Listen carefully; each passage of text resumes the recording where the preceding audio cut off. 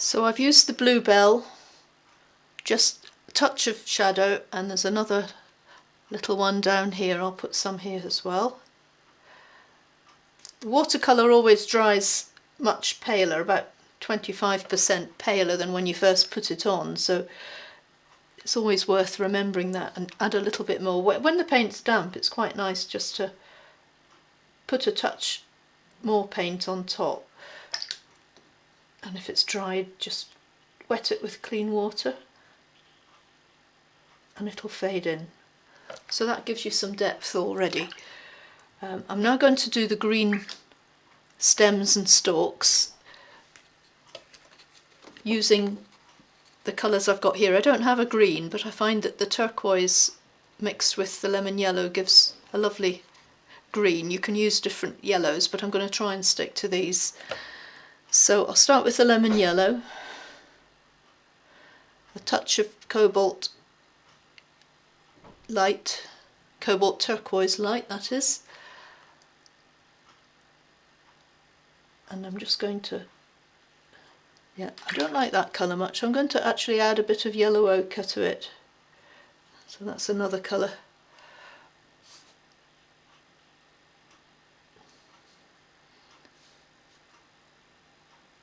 So just carefully, you can do nice sweeping strokes to get the stalks and the leaves. I want that to be quite pale.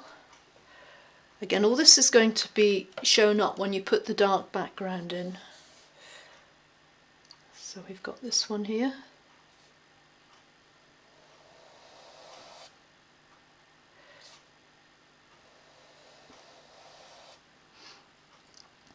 And I'll add a few more. The leaves themselves are a slightly different colour of green, and it's good to exaggerate what colours you see anyway, just to get some variety in it. Right, so I'm going to add a touch of turquoise to that mix.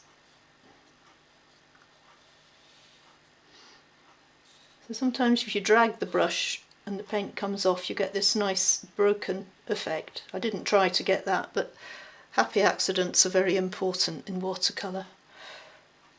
So let's get another leaf here. I think we'll just have another one. I'll try and get it to come behind. So the only drawing I've really done are the petal shapes. You can do a drawing with the brush just as well. So just one more stem or leaf, it doesn't really matter what it is. Just a touch there.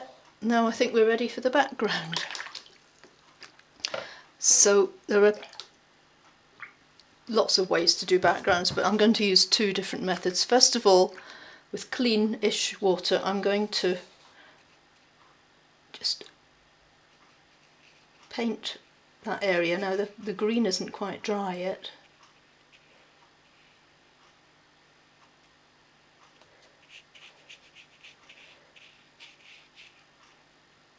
So that's all just clean water, that area. When you've painted the leaves and the stems, it kind of breaks the background up a bit, so you don't have to do the whole lot. It is best to let this all dry first, which I haven't. But anyway, that's nice and damp. And I want a really strong dark mix, so I'm going to use the bluebell, much more concentrated, and a touch of the turquoise. This is the darker turquoise I've got here, so it makes quite a really dark colour. I'm going to start here.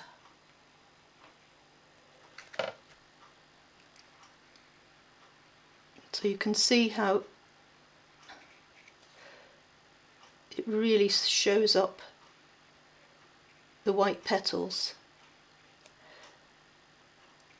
And because I've wet the paper, the paint's going on quite easily. Now it's worth having another brush handy. It's got a bigger one. It's a bigger one, but it's got a good point, just to blend in the background. You don't have to do the whole lot. And while that's damp, I'm actually going to put a touch of Windsor Violet purple into it. You just drop it in and it'll spread quite nicely. Again, being watercolour, it'll generally do its own thing. It might not be what you want it to do, but that's what makes the medium so exciting. I don't want to do the whole of the paper dark, so just really to show up the areas I want, especially the petals. And the paler leaves as well, they need to show up.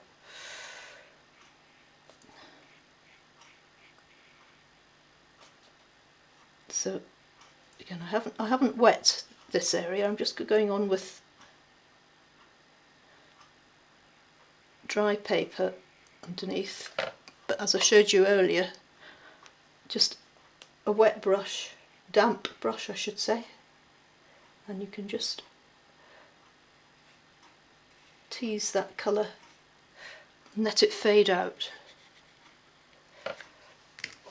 So I'll just complete this one with this dark mixture. I'm going to put a touch of, I had a touch of purple in it, but it's kind of mixed into the mixture, which is fine. And I can still dot in a darker colour if I want to. So again, clean water on the brush, let it fade out. So it's up to you whether you want to wet the whole area first. I would suggest if it's quite a large area, you wet it first with clean water before you apply the much darker background colour. So I'm wetting that little bit there, a little bit because it's quite a big bit actually. Right, Bluebell, and you can see it's spreading quite nicely.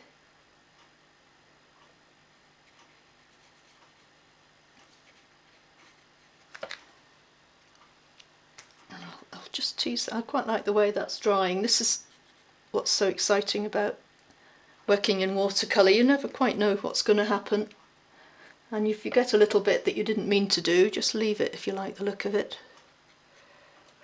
So I've got quite a nice strong mix on my brush, so this area's not been wet, so I'm just going to go around it because it's quite detailed work here.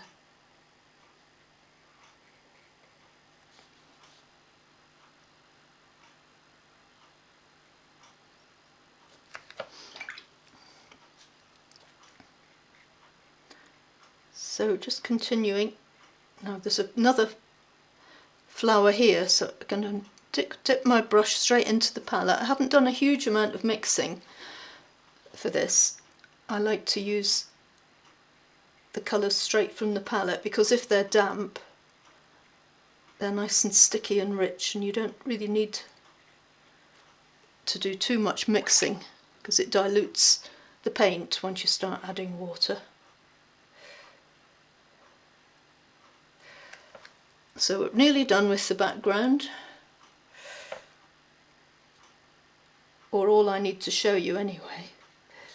So quickly get these little shapes quite, you don't need to do any wetting beforehand there, you just add the colour carefully.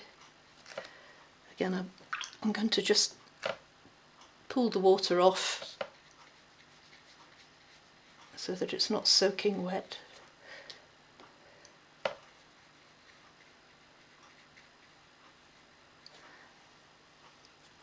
And one last bit here.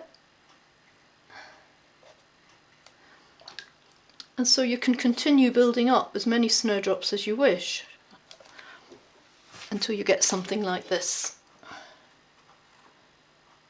So I used that same method to do this. And you can, of course, finish off the snowdrop flower, just a mixture of turquoise and lemon yellow, just to get this green bit, which I believe is called a corolla.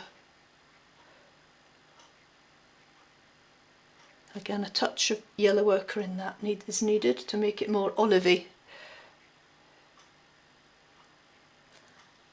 So I'll just add a touch there.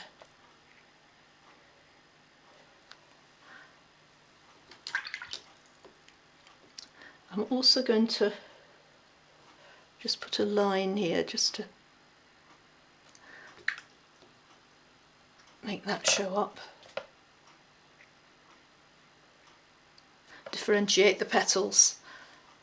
So, and a touch more here, because as I said, the watercolour does dry much paler, so you might want to add just a little bit more when it's dry. And that's it.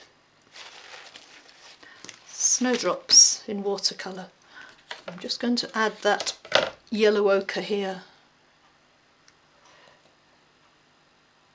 It's quite a thick mixture.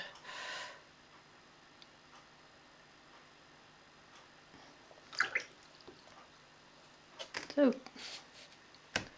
good.